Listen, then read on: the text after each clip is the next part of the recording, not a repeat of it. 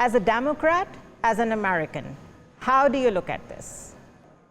Thank you for inviting me. It is obvious that there are two groups and the entire world have been changed into two segments. The common man is standing behind the Palestinians, and you have seen the demonstration all over the world, except in this country where I'm sitting today, where the Palestinian flag was snatched by the authorities and they were afraid of doing any demonstration here. But at the same time, I came from New York, and in New York, every single day there was demonstrations in the street and in their academic institutions. Somehow they made it controlled, but what Natenyahu, he has been declared a war criminal. And a war criminal by the International Court. I believe that whatever is happening in Congress, it is very unfortunate for Americans that still Natenyahu is being offered and invited into the Congress, and it was a standing ovation. It is highly deplorable for the congressmen, those who are standing in the Congress and giving him a respect. And there are reasons behind that. That is AIPAC. What reasons exactly? AIPAC that funds on both sides, on Democrats and Republicans. Oh, so you're talking about the influence, the economic influence. Yes, economic influence and the strategies, fundings for the elections, election in America. And nobody wants to lose elections, yes, of course. But at the same time, there is divestment campaigns going on. Campuses are super active when it comes to Palestinian issues.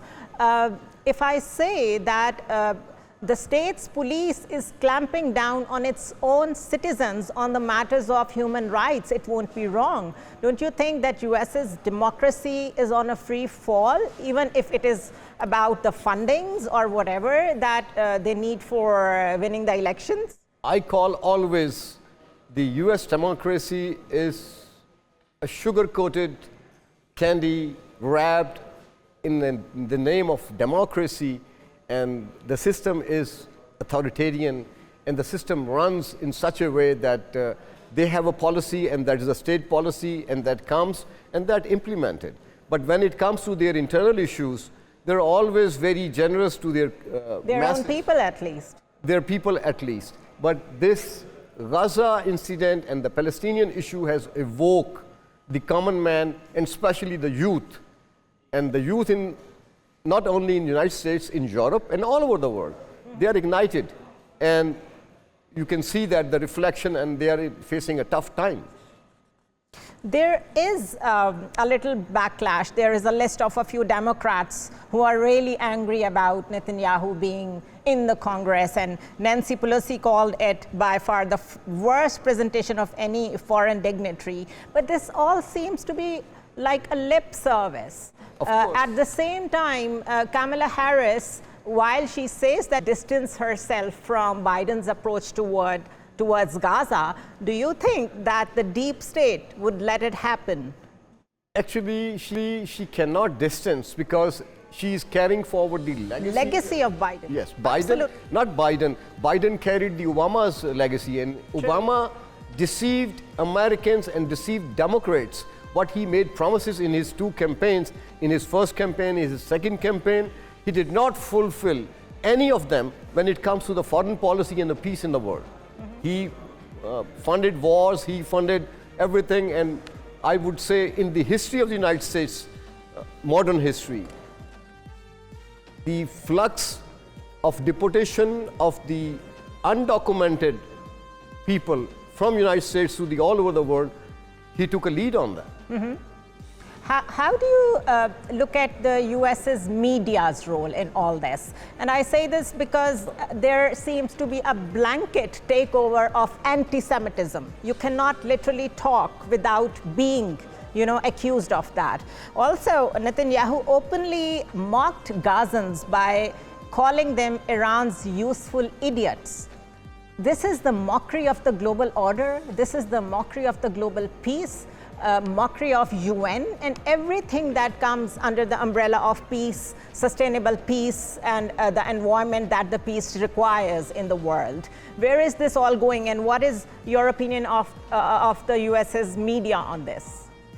To be very honest, media in the entire world belongs to the Mughals. I call them Mughals media. So these moguls, wherever they are, whether they are in Europe, whether they are in America, whether they are in South Asia, and especially when it comes to Middle East, so they control and they have the common interest. And with that common interest, the common voice is not going away to the masses, not going up to the masses.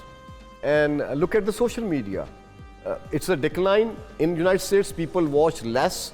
Their mainstream media, electronic media, their newspapers, they watch more the social media. And since the past election, you have seen in 2020, the Facebook, the Twitter, they ban Trump. Even the TikToks drive. Yes, they ban Trump.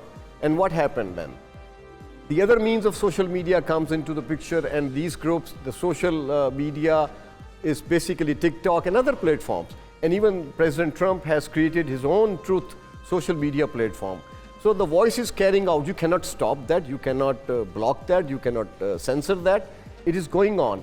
So those who are trying to control this information in today's age, they are living in fool's paradise. And I believe that an incident happening here reflects far much faster than anybody else that any media is not paying attention, but the people, common man is sending you, and we have a cell phone in our hands.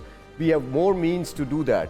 So if they want to control media, they have to control the cell phones. And they have been trying to control even the cell phones. Yes, like the entire down on Huawei was only about in Pakistan, that. Only in Middle East, but you cannot control in the United States. But they have been cracking down on Huawei. They have been trying to divest from the TikTok. They are trying to come up with policies that would eventually, according to them, which is possible or not is another debate, but they are trying to curb the social media as well.